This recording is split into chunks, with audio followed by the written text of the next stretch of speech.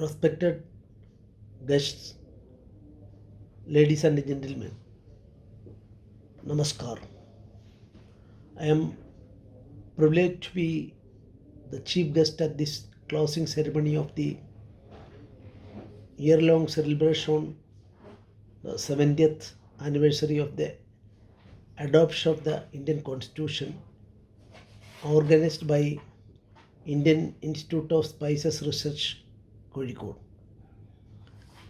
Hon'ble Prime Minister inaugurated this year a one-year-long celebration, and we have reached its conclusion today. The people of India adopt, enact, and give to ourselves the Constitution on 26th November 1949 by our Constituent Assembly. As per our Constitution, we, the people of this country, are supreme. Equality of the people without any discrimination is the mandate of the people.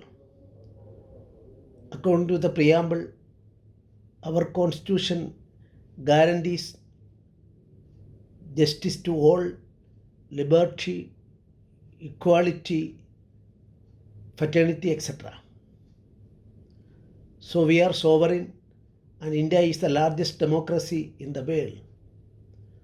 Our country is committed to keep secularism and achieve socialism. Every citizen has got right to follow his thought, expression, belief, faith, and worship in accordance with his wish, will, and conscience of his own. Thus, it was a truly representative body wielding authority and commanding the width of the will of the people. In the face of daunting challenges, the Constituent Assembly did a marvelous job in producing a constitution which protects every citizen and which has well stood the test of time.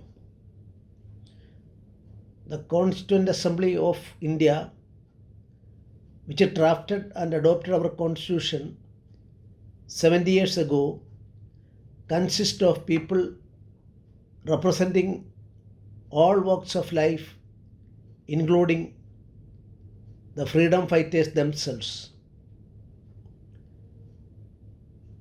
This year-long national campaign launched by the Government of India focused on a key feature of the Constitution, the fundamental duties. The fundamental duties were added by the 42nd Amendment to the Constitution in the year 1976. Originally 10 in number, the fundamental duties were increased to 11 by the 86th Amendment in 2002. The Constitution of India is arguably the best that the world has ever seen, because it places a lot of importance on the fundamental rights of the citizens. However, we must always remember that the rights and duties are the two sides of the same coin. Without duties, rights are, of course, meaningless. Our Constitution gives every citizen the right to criticize the elected leaders. The Constitution enunciates the immortal words, quote, "We the people of India," quote ends. This clearly shows that the people are supreme in this country. India is the largest democracy in the world, and ours is a vibrant democracy which upholds the right to differ. This right to differ is a crucial component of a true democracy. Further, equal justice, free from all types of discrimination, is the basis of our Constitution. It provides equality of opportunity to all. It is against all types of discrimination based on religion, race, caste, gender, etc. etc. I am glad that Indian Institute of Spices Research, ICAR, Kozhikode has organized this year program or the celebration. Spice trade has been one of the great traditions of India, especially centered around Kerala. Right from the earliest times and running through centuries, the lucrative Indian spice trade was carried out with the Arabs and other countries. This contact was not limited to trade alone, but resulted in mutual cultural exchange between the Indians and other countries, including Arabs. It was due to this important spice trade that it is told that Vasco da Gama is attracted to our country and he reached Calicut. A section of historians have even attributed importance to the role of the spice trade in spreading religions, especially Christianity and Islam. In all this, Kerala had always been the focal point of the Indian spice trade.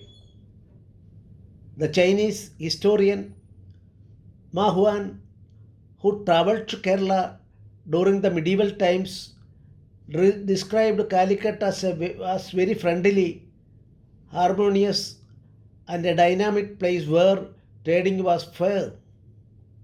Even it is stated that the shops in Calicut were open even in the midnight throughout the day, since people are truthful and honest at that time. With a rich history, it is absolutely fitting that to this day the country's premier spice research institute continues to be based in Calicut. A point that I would like to make here was the traditional richness and prosperity of India and the theory regarding the devastating drain of India's wealth by the colonialists coupled with the deindustrialization. A case in point was the unfortunate fate of the Dhaka muslin. At the same time, the Industrial Revolution occurred in England with cheap raw materials sourced from India. According to British economist Angus Madison, India's share of the world economy went from 24.5 in 1700 to 4.2 in 1950. Coming back to today's function, I am very happy to say that Indian Institute of Space Research has performed outstandingly, winning a number of prestigious awards throughout the years, including ICAR Best Institute Award on multiple occasions. The climate, soil, and environment in Kerala is conducive for various operations in spices and agriculture in general. I am sure that we will be using all our resources to make the clarion call of Atmanirbhar Bharat by our Honorable Prime Minister a resounding success.